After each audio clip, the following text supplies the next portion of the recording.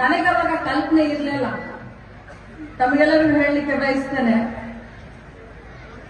ಈ 50 ವರ್ಷದ ಸುವರ್ಣ ಸಂಭ್ರಮ, ಅರ್ಥಪೂರ್ಣವಾದಂತ ಅಭಿಮಾನದ ಈ ಕಾರ್ಯಕ್ರಮ ಇದೆ ಅಂತ ನನ್ನ ಕಲ್ಪನೆ ಇರಲಿಲ್ಲ.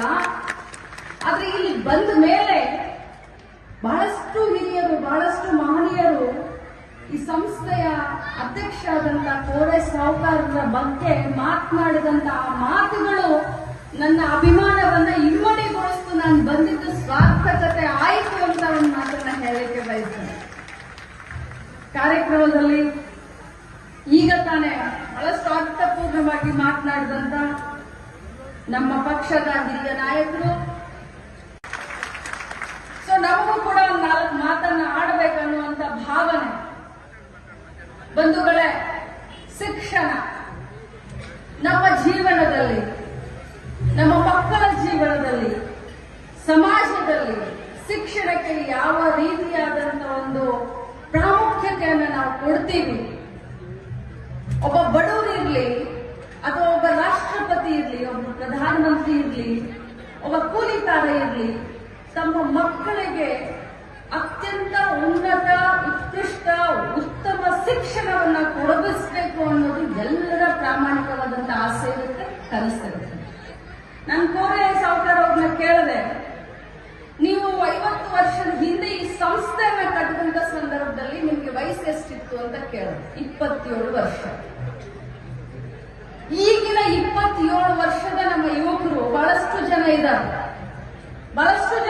ಯುವಕರು ಇದ್ದಾರೆ, ಯುವತಿಯರು ಇದ್ದಾರೆ. ನನ್ನ ಸಂಬಳ 27 ವಯಸ್ಸಿಗೆ ಒಂದು ಶಿಕ್ಷಣ ಸಂಸ್ಥೆಯನ್ನ ತನ್ನ ಗ್ರಾಮದಲ್ಲಿ ಮಾಡಬೇಕನ್ನುವಂತ ಬಯಕೆ ಇವ್ರಿಗೆ ಬಂದಿದೆಯಲ್ಲ, ಆ ಬಯಕೆ ಇಲ್ಲಿ ಸೇರಿದಂತ, ಬರೀ ಇಲ್ಲಿ ಸೇರಿದಂತ 27 ವಯಸ್ಸಿನ ಮಕ್ಕಳಿಗೆ ಕೇಳಲಿಕ್ಕೆ ಬಯಸ್ತದೆ. ಯಾರಾದ್ರೂ ಒಬ್ರು ಕೈ ಎತ್ತಿ ನೋಡೋಣ. ಅದು ಯಾವ ಸಂದರ್ಭದಲ್ಲಿ? ಆಗ ತಾನೇ ನಮ್ಮ ದೇಶಕ್ಕೆ ಸ್ವತಂತ್ರ ಸಿಕ್ಕಿತ್ತು. ಒಂದು 27-28 ವರ್ಷ ಆಗಿದೆ. ಯುವಕರು ಶಿಕ್ಷಣವನ್ನ ಕಟ್ಟಬೇಕು, ಶಿಕ್ಷಣವನ್ನ ಬೆಳೆಸಬೇಕು. ಇನ್ನೂ ಒಂದು ಮಾತನ್ನ ಬಹಳಷ್ಟು ಚೆನ್ನಾಗಿ ಹೇಳಿದ್ರು, ನಮಗೆಲ್ಲರಿಗೂ ಗೊತ್ತಿರುತ್ತೆ. ನಾನು ಕೇಳಿದೆ, ಪ್ರೇರಣೆ ಏನು? ನಿಮ್ಗೆ ಶಿಕ್ಷಣ ಸಂಸ್ಥೆಯನ್ನ ಕಟ್ಟಬೇಕನ್ನೋದು ಪ್ರೇರಣೆ ಏನು? ಈಗ ನಮಗೆ ರಾಜಕಾರಣಕ್ಕೆ ಬರಬೇಕಾದ್ರೆ ನಮಗೇನು ಪ್ರೇರಣೆ ಅಂತ ನಮ್ಗೆ ಗೊತ್ತಿರುತ್ತೆ. ಅವಾಗ ಅವ್ರು ಹೇಳಿದ್ರು, ನಾನು ಹೈಸ್ಕೂಲ್ ಓದ್ತಾ ಇರ್ಬೇಕಾದಂತ ಸಂದರ್ಭದಲ್ಲಿ ನಮ್ಮ ಸ್ಕೂಲ್ನಲ್ಲಿ ನಿಬಂಧ ಸ್ಪರ್ಧೆ ಇತ್ತು.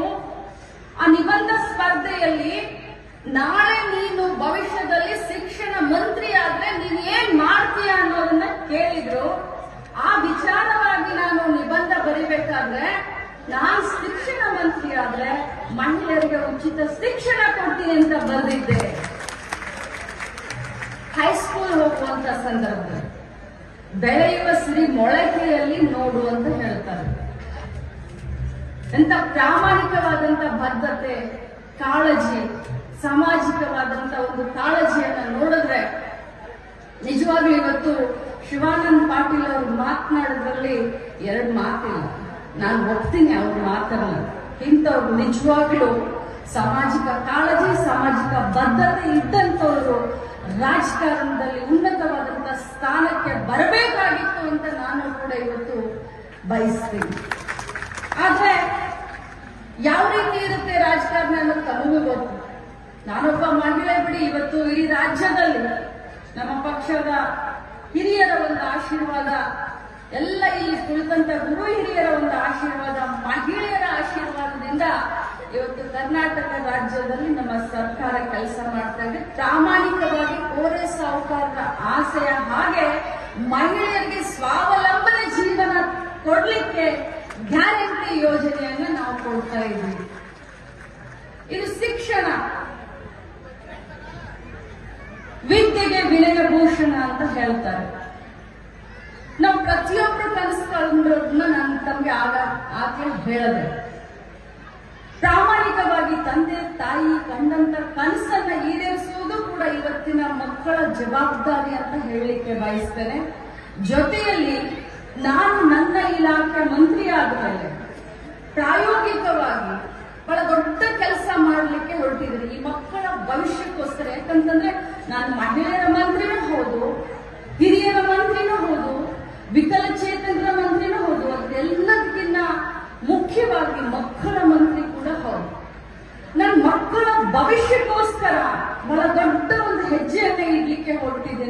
ತಮ್ಮೆಲ್ಲರ ಸಹಕಾರ ನನಗೆ ಬೇಕು ಅಂತ ಕೇಳ್ತೇನೆ. ಏನಪ್ಪ ಅದು ಅಂತಂದ್ರೆ, ಪ್ರಾಯೋಗಿಕವಾಗಿ ನನ್ನ ಕ್ಷೇತ್ರದಲ್ಲಿ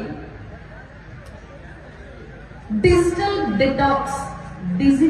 ಡಿಟಾಕ್ಸ್ ಅಂದ್ರೆ 7 ಗಂಟೆಯಿಂದ ಸಾಯಂಕಾಲ 7 ಗಂಟೆಯಿಂದ 9 ಗಂಟೆವರೆಗೆ ನಾವೆಲ್ಲರೂ ಕೂಡ ಸ್ವಯಂ ಪ್ರಾಮಾಣಿಕವಾಗಿ 7ರಿಂದ 9 ಗಂಟೆವರೆಗೆ, ಅದು ಮಹಿಳೆಯರಿರ್ಬೋದು ಪುರುಷರಿರ್ಬೋದು, ಟಿವಿ ನೋಡ್ಕೊಳ್ಳೋದು.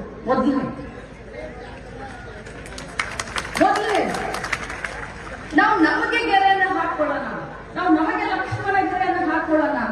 ಯಾಕಂದ್ರೆ ಇವತ್ತಿನ ನಮ್ಮ ಮಕ್ಕಳು ನಮ್ಮ ಲೋಣಿ ಊರಿನ ಭವಿಷ್ಯ ಅಷ್ಟೇ ಅಲ್ಲ, ಪ್ರಾಮಾಣಿಕವಾಗಿ ಹೇಳಬೇಕು ಅಂದ್ರೆ ಬಿಜಾಪುರ ಜಿಲ್ಲೆಯ ಭವಿಷ್ಯ, ಈ ರಾಜ್ಯದ ಭವಿಷ್ಯ, ಈ ದೇಶದ ಭವಿಷ್ಯ, ಸಮಾಜದ ಭವಿಷ್ಯ. ನಮ್ಮ ಮಕ್ಕಳು ನಮ್ಮ ಆಸ್ತಿ, ನಮ್ಮ ಮಕ್ಕಳ ಭವಿಷ್ಯವನ್ನ ನಾವು ರೂಪಿಸ್ಲಿಲ್ಲ ಅಂತಂದ್ರೆ, ನಾವು ತ್ಯಾಗವನ್ನ ಮಾಡ್ಲಿಲ್ಲ ಅಂತಂದ್ರೆ ಬೇರೆಯವರು ಯಾರು ಬಂದು ತ್ಯಾಗ ಮಾಡ್ಲಿಕ್ಕೆ ಸಾಧ್ಯ ಇಲ್ಲ. ಅದಕ್ಕೆ ಮಕ್ಕಳ ಮಂತ್ರಿಯಾಗಿ, ಒಬ್ಬ ತಾಯಿಯಾಗಿ ನಾನು ಪ್ರಾಮಾಣಿಕವಾದಂತ ಪ್ರಯತ್ನ ಮಾಡ್ತಾ ಇದ್ದೀನಿ.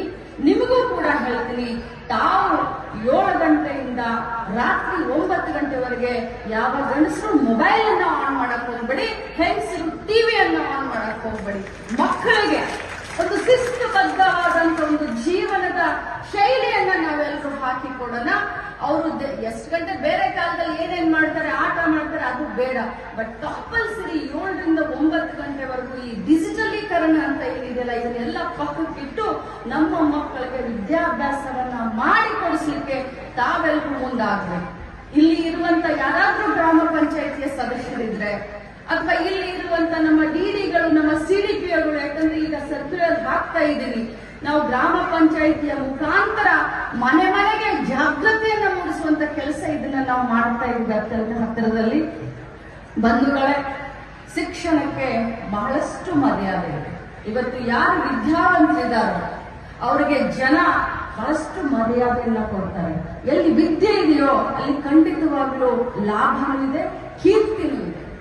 ವಿದ್ಯೆ ಎಲ್ಲಿ ಇರುತ್ತೋ ಅದು ತಾನಾಗಿನೇ ಲಾಭ ಮತ್ತು ಕೀರ್ತಿ ಅವರನ್ನ ಹುಡುಕೊಂಡು ಬರುತ್ತೆ.